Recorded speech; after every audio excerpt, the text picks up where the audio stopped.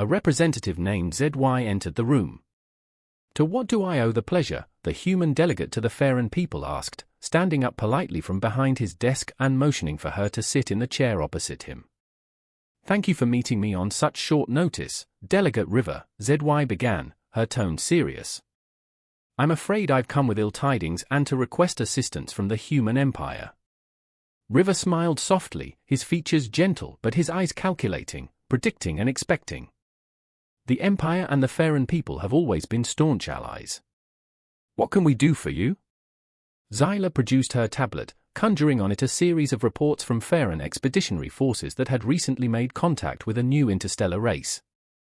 Though protocols were followed and the Farrons attempted peaceful communication, they were rebuffed by the Legion, a race of fungal scents with seemingly unending numbers. The Legion had decimated the first contact party and ravaged the rescue fleet that had jumped in to save the expeditionary forces from what they assumed was a natural disaster or disease. They were met with harsh fighting in orbit as biological ships released clouds of mines-like spores that detonated across the hulls of the rescue vehicles. Even after the rescue force realized this was a conscious attack and began evasive maneuvers and return fire, their attempts were meaningless against the Legion vessels. Outnumbered, outgunned, and unprepared, the Farron rescue fleet fled back to Farron space. The expeditionary force was assumed lost, and the retreat carved a galactic trail for the Legion to follow. The human read through the reports with a stoic expression. They highlighted the negative trend: the war was on as Farron planet after Farron planet fell to Legion ships and soldiers, ultimately consumed by their growth. The Legion had seen only success in the conflict and had carved the Farron community into two halves, each half holding on by threads. "Your people are divided and engaged in a losing war with the Legion," he summarized. "I'm certain we can be of assistance. Humanity has encountered these foes before. I will have our commanders generate reports of their findings, suggestions of favorable battle tactics, and recommendations on how to proceed. Of course, you will have our assistance in rebuilding. Your offer is much appreciated, Delegate River, but I'm afraid the Farron people need more," ZY replied. One of the tufts of hair above the human's eyes raised slightly, an expression Zyla had learned meant the human was either confused, intrigued, entertained, or all three. Humans were complex social creatures. "If you have a proposal, I can bring it forward to the Baron. If it is within our power, we could grant it immediately, of course." He set the tablet down and turned fully towards ZY, his countenance now more serious than polite. "If you are requesting something more serious, something substantial, it will need to be approved by the Emperor and his advisors. I can only promise so much." ZY was familiar with the human empire's negotiating tactics. Generally, they would hear a proposal and, if they found it favorable, respond within 2 human days. If they found it politely unfavorable, they would simply not respond, answering inquiries with, "The advisors are still discussing it," or, "A decision has not yet been made on the matter." For wholly unfavorable proposals, such as the joint research agreement Zyla had proposed 3 human years ago, they were immediately shut down. Her proposal now was one she expected wholesale rejection on, but she had been armed by the Farron Primar with a new bargaining tool and an imperative to make the humans agree. The Farrons could not take no for an answer on this. "We believe the humans would be potent allies in this fight. Our military intelligence once generated a report on human forces that implied that what we could see of human military and weaponry was a fleeting show, and that more effort had been spent to conceal human military might than any galactic nation had ever spent using military might." The human said nothing. He leaned forward, resting his elbows on the desk, his fingers steepled, and his mouth behind his hands. His head tilted down, and he looked up with his eyes toward ZY. The look was serious, dangerous, predatory even, but he did not say anything. "The Farrons formally request human aid in defeating the Legion forces and reuniting Farron space. We cannot fulfill that request at this time," he said flatly.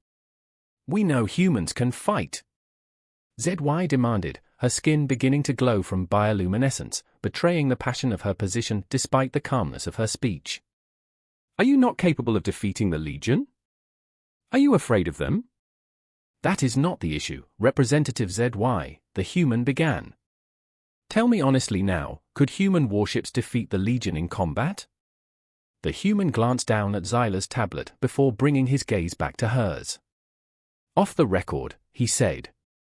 Xyla shut off her tablet and stowed it in her pocket as the human walked quietly around the desk and poked his head out the door. He glanced side to side for a moment and then, seemingly satisfied, closed and locked the door. He returned to his desk, opened a drawer, and withdrew a tablet of his own, which he powered off and set face down on the desk. Finally, he regarded her intently. Your military intelligence is correct. Humans have concealed their military prowess from other galactic nations. Could we beat the Legion? Yes. Of all the spacefaring races we've come across, the Legion are perhaps the second or third most formidable, not counting ourselves. We wouldn't handily defeat them per se, but we could all but guarantee military success against the forces you are engaging. Second or third? Xyla stammered. Well, naturally, the Federation is first. Then there's the Gaussians, with their rather crafty electronic warfare. Their combat effectiveness is remarkable, actually, and the rest of the galactic community simply hasn't realized the potential Gaussians have for warfare due to their friendly nature. They have more ships than we have people. Even still, they don't have a whole lot of bona fide military resources. Once they're done with their one trick of electronic warfare, they are beatable with simple weaponry and tactics.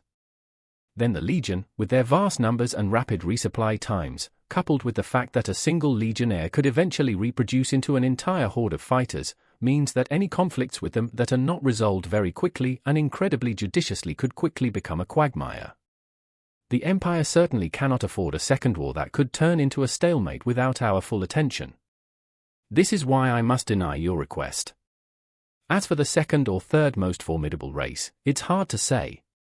The Warg people, I don't believe your kind has encountered them yet, actually, so I ask you to keep this between us, are rather warlike. We don't know the full strength of their forces yet, and they are new to the galactic scene, having only just achieved FTL a few cycles ago, but they remind us of ourselves, and that means they are not to be trifled with lightly. Xyla was shocked into silence for a moment. The human had acknowledged the threat of the Legion but had framed it as one of time and effort, not insurmountable forces or indestructible vessels, and they weren't even as much of a threat as some new race that hadn't even made it to the galactic community yet. I see you are still processing this, so let me reiterate our previous offer. We can have the Empire's top military analysts review your positions and provide you with advice on how to proceed and findings from our own initial skirmish with the Legion. That information should greatly improve Farron combat effectiveness, and it really is a very generous offer. What of human warships, simply on loan? No hired human mercenaries? Xyla asked. I'm afraid not. Human weapons training? Even just a blueprint? Out of the question, the human said flatly. What I've offered is already a stretch. Xyla cut him off. The Plea calls in his favor. What?